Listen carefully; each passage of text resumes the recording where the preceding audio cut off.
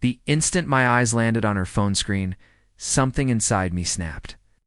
My chest grew tight, and for a second, I couldn't even comprehend what I was seeing. The messages blurred together, but the tone, the laughter, the secrecy, the familiarity cut through me like a blade. My fingers trembled as I scrolled further. Late-night texts, private jokes I had no clue about.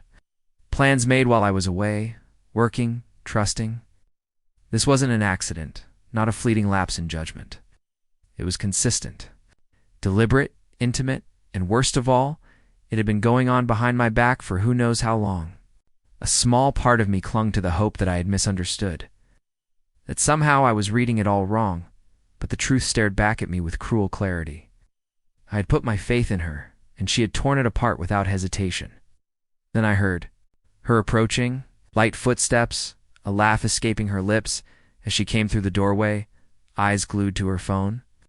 But the moment she looked up and saw me holding it, her expression faltered. Her smile vanished. She hesitated, alarm flickering in her eyes. Maybe it was confusion. Maybe it was guilt. "What's going on?" she asked, voice slow and cautious. I didn't answer right away. Simply raised the phone, letting the screen speak for itself. The glow of the messages lit the room. Silence between us heavy. My throat tightened. When I finally spoke, the words came out cold and flat. How long her eyes darted to the screen, and I watched her face change. She knew. She opened her mouth, searching for a lie or an excuse, but no words came.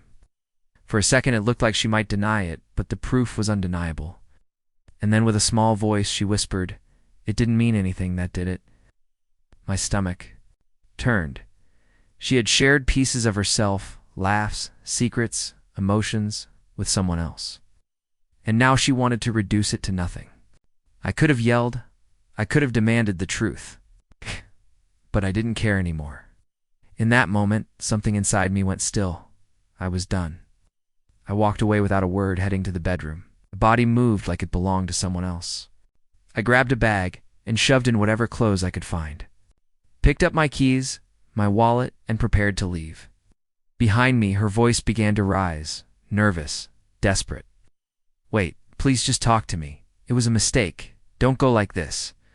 I didn't stop packing. Her pleas grew louder, frantic. "We can work through this. I love you. Don't leave." As I slung the bag over my shoulder and moved toward the door, she reached out, grabbing my arm.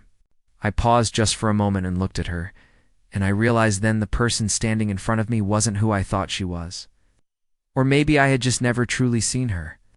Without another word, I walked out, climbed into my truck, and drove away. Each mile I put between us felt like a breath of air after being underwater.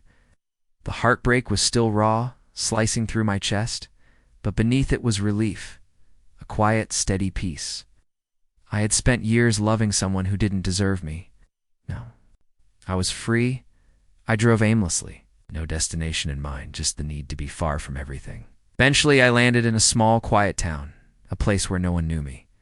I rented a modest home, found a simple job that required nothing but my presence, and started a new life. For months, I didn't reach out. I didn't answer calls or check messages. I let her words pile up in my voicemail untouched. She had chosen her path.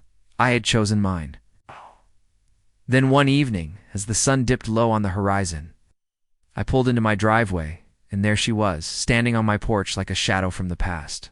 Arms wrapped around herself, her face pale and swollen from tears. She looked worn down, hollow. I didn't get out of the truck. I just sat there watching her. She took a deep breath and walked toward me. "I had to see you," she said softly. "Please. I made a terrible mistake. I know I hurt you. Just hear me out." I shook my head. "I don't need to." Tears filled her eyes. One time, those tears would have shattered me. I would have done anything to make them stop. But now, I felt nothing. Whatever had held us together before, it was gone. She tried to speak again, but I didn't wait to hear more.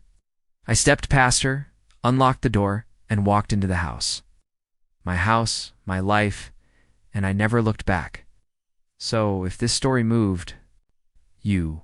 Don't forget to like the video, subscribe to our channel, and hit the bell icon so you never miss a new